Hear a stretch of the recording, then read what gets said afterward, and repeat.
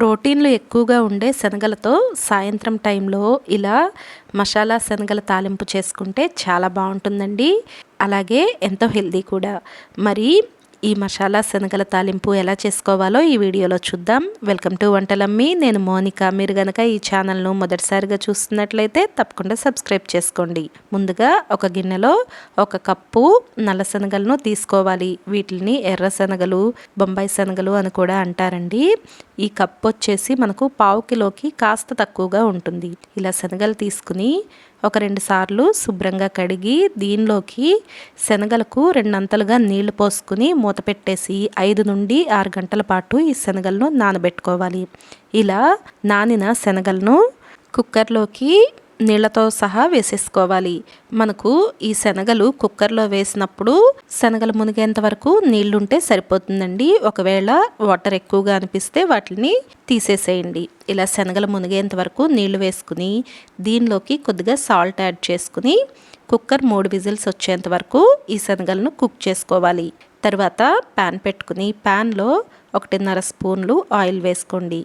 ఈ ఆయిల్ కొద్దిగా వేడెక్కిన తర్వాత జీలకర్ర, మినప్పప్పు, పచ్చిశనగపప్పు వేసి కొద్దిగా వేయించుకోండి. ఇవి కాస్త వేగిన తర్వాత 2 ఎండుమిరపకాయలు చిన్న ముక్కలుగా చేసుకుని ఈ ఎండుమిరపకాయలను కూడా వేసి ఇవి కాస్త కలర్ చేంజ్ అయ్యేంత వరకు కూడా ఫ్రై చేసుకోండి. తర్వాత దీనిలోకి 1 స్పూన్ అల్లం వెల్లుల్లి పేస్ట్ను వేసి అల్లం వెల్లుల్లి పేస్ట్ పచ్చివాసన పోయి కాస్త కలర్ చేంజ్ అవ్వాలండి. అప్పటి వరకు ఫ్రై చేసుకోండి. ఈలోపు శనగల్లో ఎక్సెస్ వాటర్ అంతా కూడా మీరు తీసేసుకుని శనగలు పక్కన పెట్టుకుని ఉంచుకోండి. ఇలా మనకు అల్లం పచ్చివాసన పోయి కాస్త కలర్ చేంజ్ అవ్వగానే శనగలను దీనిలోకి యాడ్ చేసేసుకోవాలి. శనగలు వచ్చేసి మనకు వీడియోలో చూపిస్తున్నట్లుగా ఇలా ఇంత సాఫ్ట్గా కుక్ అవ్వాలి. ఇలా శనగలను యాడ్ చేసుకుని మొత్తం కలిసేలాగా ఒకసారి కలిపేసి స్టవ్ను లో ఫ్లేమ్లో ఉంచుకుని ఒక 2 నిమిషాల పాటు ఇలా అవసరమైతే మధ్య మధ్యలో కలుపుకుంటూ కుక్ చేసుకోండి. తర్వాత దీనిలోకి పసుపు, ఉప్పు, కారం యాడ్ చేసుకోవాలి. ఉప్పు, కారం అనేది మీ రుచికి తగినట్లుగా మీరు అడ్జస్ట్ చేసుకుని వేసుకోండి. ఇలా యాడ్ చేసుకుని ఒకసారి మొత్తం కలుపుకున్న తర్వాత ఒక 2-3 నిమిషాల పాటు ఇలా ఉంచాలి. అవసరమైతే మధ్య మధ్యలో కలుపుకోండి. తర్వాత దీనిలోకి కొద్దిగా కరివేపాకు 2-3 రెమ్మల వరకు కూడా యాడ్ చేసుకోండి. కరివేపాకు వేసుకుని మరొకసారి కలుపుకుని ఒక 2 నిమిషాల పాటు ఇలా లో ఫ్లేమ్లోనే ఉంచుకుని కుక్ చేసుకుంటే మనకు ఉప్పు, కారం బాగా పడుతుంది. అప్పుడు దీనిలోకి ఒక చిన్న క్యారెట్ తురుము అలాగే కొత్తిమీర తరుగును యాడ్ చేసుకోండి. ఇవి యాడ్ చేయటం వలన మనకు శనగలకు మంచి టేస్ట్ అయితే వస్తుందండి. అలాగే ఎంతో హెల్తీగా కూడా ఉంటుంది. మీరు కావాలంటే వీటిల్లో దేన్నైనా స్కిప్ చేసుకోవచ్చు కూడా. నేను హెల్తీగా ఉండాలనేసి ఈ రెండింటిని యాడ్ చేస్తున్నాను.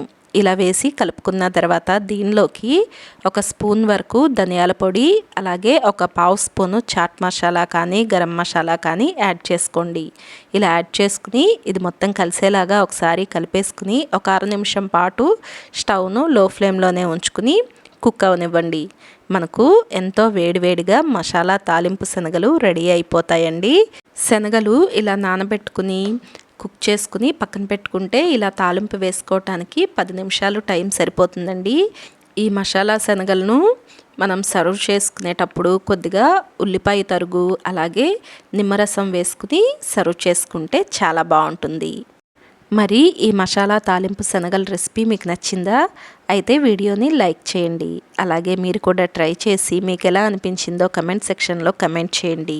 ఇలాంటి మరిన్ని రెసిపీస్ కోసం వంటలమ్మి ఛానల్ను సబ్స్క్రైబ్ చేసుకోండి. అలాగే ఈ వీడియోని మీ ఫ్రెండ్స్ ఇంకా ఫ్యామిలీ మెంబర్స్కు తప్పకుండా షేర్ చేయండి. Thank you for watching.